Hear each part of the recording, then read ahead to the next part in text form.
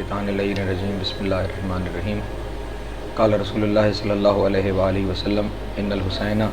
مصباح الہدی و سفینۃ النجات۔ رسول کریم حضرت محمد مصطفیٰ صلی اللہ علیہ وآلہ وسلم نے اپنے دل بند اپنے نواسے حضرت امام حسین علیہ السلام کے بارے میں یہ ارشاد فرمایا کہ بے شک میرا حسین ہدایت کا چراغ ہے اور میرا حسین سفینہ نجات ہے۔ تمام بنی نوع انسان کا ایک ہی مطمع نظر ہے اور وہ مطمع نظر نجات ہے۔ وہ نجات چاہے اس دنیا کے مسائل و پریشانیوں سے ہو اور چاہے وہ نجات آخرت کی نجات ہو۔ رسول اللہ نے نجات کو بلا مشروط امام حسین علیہ السلام کے ساتھ منسوب کر دیا کہ اگر کسی بھی صورت نجات چاہیے تو حسین علیہ السلام کی طرف دیکھو، وہیں سے تمہیں نجات ملے گی۔ اگر دنیا کے مسائل اور پریشانیوں سے نجات چاہیے تو بھی حسین کی سیرت میں تمہیں دکھائی دے گی، اور اگر آخرت کی نجات چاہیے تو بھی حسین علیہ السلام کی سیرت میں تمہیں دکھائی دے گی۔ دنیا کی نجات اس حوالے سے کہ دنیا میں ہمیشہ مسائل اور پریشانیاں تب پھیلتے ہیں جب ظلم و استبداد آگے بڑھتا ہے، جب ظلم کا اندھیرا چھانے لگتا ہے تو انسانیت پریشان ہونے لگتی ہے۔ ظلم ایک ہوتا ہے لیکن اس کی وجہ سے اتنے سارے مسائل جنم لیتے ہیں کہ ایک پوری قوم، ایک پورا معاشرہ ان تمام مسائل کا شکار ہو جاتا ہے۔ امام حسین علیہ السلام نے اپنی زندگی میں یہ درس دیا کہ ظلم کے خلاف آواز اٹھاؤ۔ جب بھی ظلم کے خلاف آواز اٹھاؤ گے، جب وہ ظلم مٹ جائے گا تو تمام پریشانیاں مٹ جائیں گی۔ اسی لیے جہاں کہیں جب بھی کہیں ظلم ناانصافی نظر آئے تو اس کے خلاف آواز اٹھانی چاہیے، کیونکہ امام حسین علیہ السلام نے یہ بھی ارشاد فرمایا کہ ظلم کے خلاف جتنی دیر سے اٹھو گے اتنی زیادہ قربانی دینی پڑے گی۔ یہ 10 محرم کا دن ہمیں ان قربانیوں کی یاد دلاتا ہے کہ جو امام حسین علیہ السلام نے اس زمانے میں اس ظلم کو ختم کرنے کے لیے پیش کی تھی، اور قربانیاں دیتے ہوئے پھر امام حسین علیہ السلام نے یہ نہیں دیکھا کہ وہ کون کون سے عزیز ترین رشتے ہیں کہ جو قربان کرنے پڑیں گے، بس صرف ایک چیز سامنے تھی کہ کسی طرح یہ ظلم، یہ بربریت، یہ ناانصافی یہ تمام ہو جائے اور دنیا میں عدل کا بول بالا ہو جائے۔ یہی کہہ کے مدینے سے نکلے تھے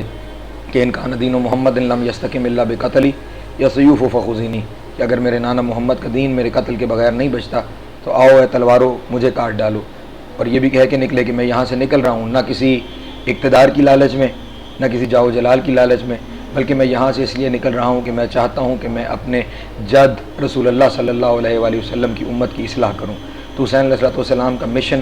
دین محمد مصطفیٰ کی بقا تھا، امت محمد صلی اللہ علیہ وآلہ وسلم کی اصلاح تھا۔ اس بقا اور اصلاح کو جو لوگ روکنا چاہتے تھے انہوں نے امام حسین علیہ السلام کا رستہ روکا۔ اور یہ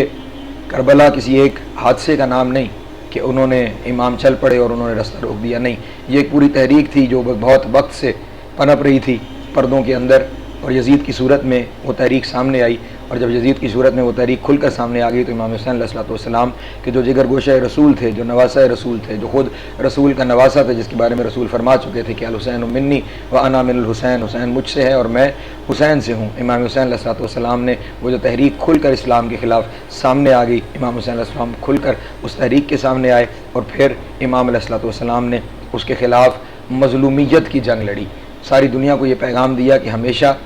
فتح حاصل کرنے کے لیے ضروری نہیں کہ آپ کے پاس اقتدار ہو، آپ کے پاس افواج ہوں، آپ کے پاس لشکر ہو، آپ کے پاس اسلحہ موجود ہو، نہیں، بس ایک طاقت ہونی چاہیے، اور وہ طاقت حق کی طاقت ہے۔ اور جب حق کی طاقت آپ کے ساتھ ہے تو پھر کوئی دنیا کی طاقت آپ کو ختم نہیں کر سکتی، چاہے وہ آپ کا سر ہی کیوں نہ کاٹ ڈالے۔ یزید نے سر تو امام حسین علیہ السلام کا کاٹ لیا، لیکن اسی سر کو سر بلند کر کے چلے، اور پھر وہ سر اتنا سر بلند ہوا کہ وہ سر کربلا سے لے کر شام تک جہاں جہاں وقت آیا اس سر نے کلام کیا، خداوند عالم کی وحدانیت کا پیغام دیا، رسول اللہ کی رسالت کا پیغام دیا، اور سب سے بڑھ کر لوگوں کو انسانیت کا پیغام دیا۔ اس لیے جوش ملی آبادی نے یہ کہا تھا کہ انسان کو بیدار تو ہو لینے دو، ہر قوم پکارے گی ہمارے ہیں حسین۔ انہوں نے یہ نہیں فرمایا کہ صرف مسلمان کو بیدار ہو لینے دو، جہاں جہاں انسانیت جاگے گی، وہ کسی مذہب کے انسان کے اندر جاگے، وہ کسی مسلک کے انسان کے اندر جاگے، وہ خود بخود امام حسین علیہ السلام کے دروازے پر آ جائے گا۔ خود روز عاشور ہمیں یہ پیغام دیتا ہوا نظر آتا ہے کہ جہاں جہاں انسانیت بیدار ہوتی رہی وہ لوگ یزید کا لشکر چھوڑ کر امام حسین علیہ السلام کے لشکر میں آتے رہے۔ حالانکہ اگر اس دن آپ دونوں لشکروں کا تقابل دیکھیں تو ایک طرف 72 موجود ہیں اور دوسری طرف لاکھوں کا لشکر موجود ہے۔ اس لاکھوں کے لشکر میں سے نکل کر کسی کا 72 کے لشکر میں آ جانا اس بات کی دلیل ہے کہ وہ اپنی کسی لالچ کے تحت نہیں آ رہا، اپنی کسی فتح حاصل کرنے کے تحت نہیں آ رہا، کوئی اقتدار حاصل کرنے کے لیے نہیں آ رہا، کوئی فائدہ حاصل کرنے کے لیے نہیں آ رہا، بلکہ اسے حق دکھائی دے گیا ہے اور وہ اس حق کو پانے کے لیے، اس حق میں شامل ہونے کے لیے دوسری طرف جا رہا ہے۔ یہی کیا حضرت ہور نے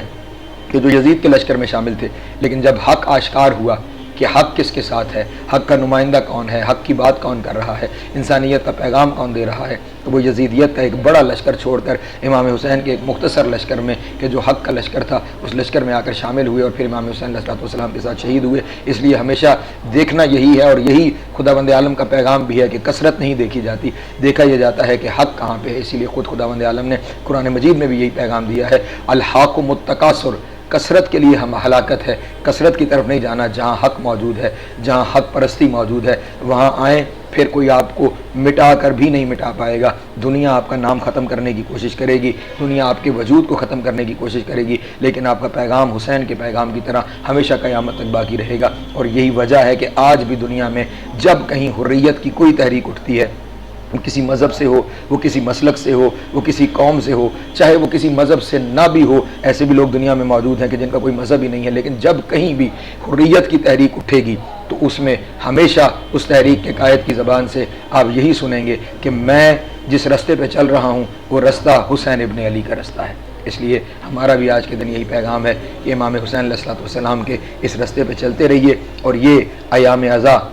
محرم الحرام، بالخصوص یہ یوم عاشورہ امام حسین علیہ السلام کے ساتھ منسوب ہے۔ اس دن کو منانا اس لیے ضروری ہے کہ عاشور زندہ رہے، عاشور زندہ رہے گا تو حق پرستی زندہ رہے گی، عاشور زندہ رہے گا تو دین زندہ رہے گا، عاشور زندہ رہے گا تو توحید باقی رہے گی۔